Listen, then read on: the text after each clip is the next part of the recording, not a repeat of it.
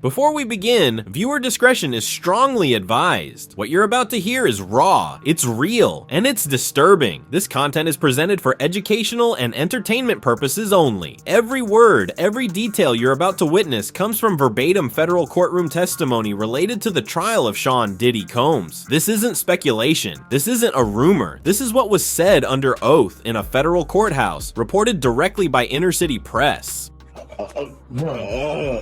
Take it. Take it. Okay. Do not run. Do you understand me? We're about to dive into testimony that involves allegations of misconduct, coercion, and systemic cover-ups at the highest levels of celebrity culture. Names you know, faces you've seen on your screens for decades, lives you thought you understood. But what happens when the curtain is pulled back? What happens when the carefully crafted images crumble? What happens when those who stayed silent finally speak? That's what this trial is about. Are you ready? Because once you hear this, you can't unhear it. Once you know what happened behind those closed doors, in those private parties, in those protected circles, there's no going back to seeing these figures the same way. So take a breath and let's begin. It's week 5. 5 weeks of testimony, 5 weeks of revelations, 5 weeks of watching one of the most powerful figures in entertainment face the justice system. Outside the courthouse, it's absolute chaos. Media from every corner of the United States and the world have descended on this building like vultures circling prey. CNN, Fox News, BBC, Al Jazeera, local stations, independent journalists with handheld cameras. They're all here. Journalists elbow each other for position. Cameras flash in rapid succession. The sound of shutters clicking is constant, relentless. Microphones are thrust toward anyone entering or exiting those heavy courtroom doors. Lawyers, witnesses, court staff, even janitors get stopped because in this environment, everyone might know something. Everyone might have the next piece of the puzzle. Everyone wants the story. Everyone wants to know what happens next. And the speculation? It's at a fever pitch. Who's testifying today? What bombshell is about to drop? Is it another celebrity, another victim, another enabler ready to flip? Every face that appears is scrutinized, analyzed, dissected in real time on social media. The pressure is suffocating. You can almost taste it in the air, but it's not just journalists out there. Fans have gathered, dozens of them, some holding signs supporting LeBron James, defending his name, his legacy, his honor. Others, they're demanding justice. Justice for the alleged victims. Justice for those who never got to tell their stories. It's charged.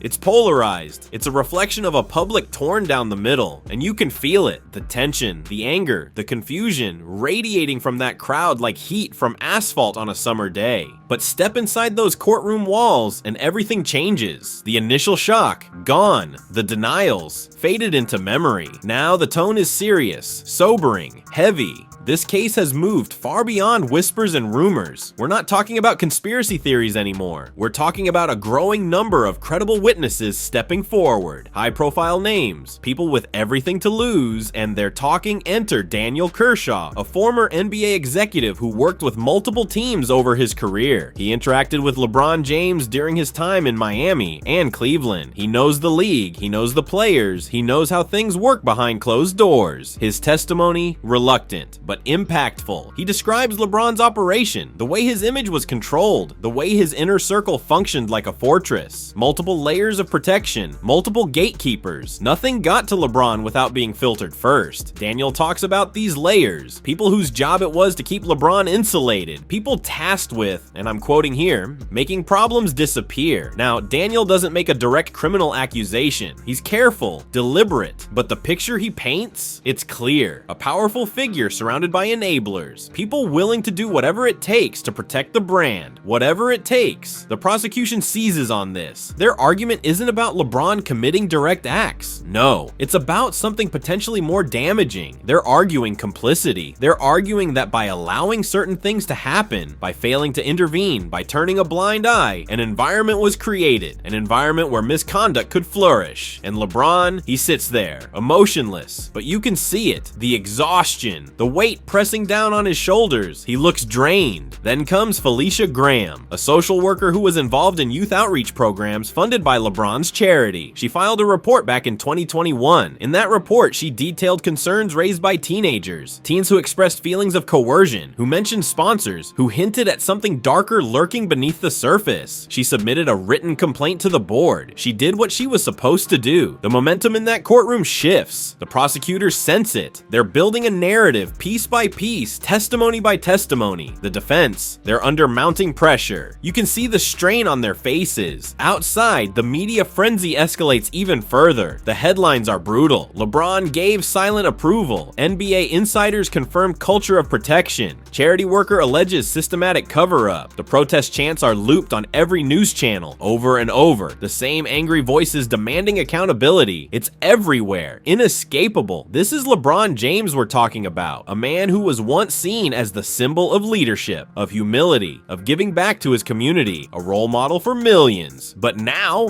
he's fighting, not just for his legacy, for his freedom and his inner circle. They're scrambling. Fellow NBA players refuse to comment. When pressed, they offer vague, carefully scripted statements about waiting for all the facts to come out. Then there's Terrence, a former associate. He takes the stand and admits under oath that the brand always came first. Always. Nothing mattered more than protecting the image. The prosecution doesn't stop there. They request internal documents from LeBron's media company, emails, memos, financial records, everything. The defense objects loudly. The judge, he approves the motion anyway. The floodgates are opening. Because here's the thing, this case isn't about one man anymore. It's about companies, sponsors, entire networks that may have been complicit, that may have known, that may have stayed silent. The implications are staggering. And then there's the family. Savannah James stops attending court. Her absence is noted. Speculation runs wild. Is it too much? Is their marriage under strain? Bronny steps away from team activities. The Lakers, they remain silent. No statements, no support, nothing. Behind the scenes, coaching staff are instructed not to comment. The organization goes radio silent, and you can see it. The cracks, the strain, a dynasty that once seemed untouchable, it's crumbling. We're approaching week 7 now. More subpoenas are issued. Additional witnesses are being prepared. There are even whispers that the Department of Justice might be launching an independent investigation. This isn't ending anytime soon. Through all of this, LeBron stays silent. No interviews, no public statements, no carefully crafted Instagram posts, just silence. And that silence, it's deafening, because every day that passes without an explanation, the doubt grows, the suspicion deepens. Silence isn't protecting him anymore, it's burying him. What started as locker room rumors has evolved into something massive, something that's shaking the entire sports industry to its core. LeBron's legacy, the thing he built over 2 decades, is now being judged in a courtroom. The rules have changed. This isn't a game anymore. Day 2 of LeBron's testimony arrives. The crowds outside are even larger than the first day. Signs wave, some supportive, some accusatory. Security has been tightened. The media presence has somehow intensified even further. Everyone knows something big is coming. Inside the courtroom, the tension is so thick you could cut it with a knife. LeBron walks in wearing a simple dark blue suit. No jewelry, no luxury symbols, no watch worth more than a house. He looks worn, serious. This is not the LeBron James the world knows. The prosecutor stands, asks LeBron if he's ready to continue. He nods. The questions begin about Diddy's private parties, about what LeBron saw, what he witnessed. He describes it as an unavoidable part of the celebrity environment, something everyone in that world encounters. But then the questions get darker. Did you see anything unusual at these parties? LeBron pauses. Yes, young girls, girls who appeared underage, people being taken to back rooms and returning shaken, changed, like something had been taken from them. He describes how this behavior was normalized, how people just accepted it, how it became part of the background noise of that world, and you can hear it in his voice. The regret, the shame. Who was in charge? The answer is immediate. Diddy. Nothing happened at those parties without his approval. He maintained an untouchable image. People feared him, not physically, but socially, professionally. Cross him, and you lose everything. LeBron admits something stunning. There was retaliation against him. Deals were lost. He was quietly labeled as difficult to work with. Invitations stopped coming, and that's when he realized just how deep Diddy's influence ran. Even someone like LeBron James wasn't immune. Then comes the story that changes everything. A New Year's Eve party, Caribbean location, think of a private island, think of an exclusive guest list, think of the kind of event where entry requires not just wealth, but connections, the kind of place where secrets are kept and cameras are banned. LeBron is there. A young woman is introduced to him, an aspiring singer, he's told, early 20s,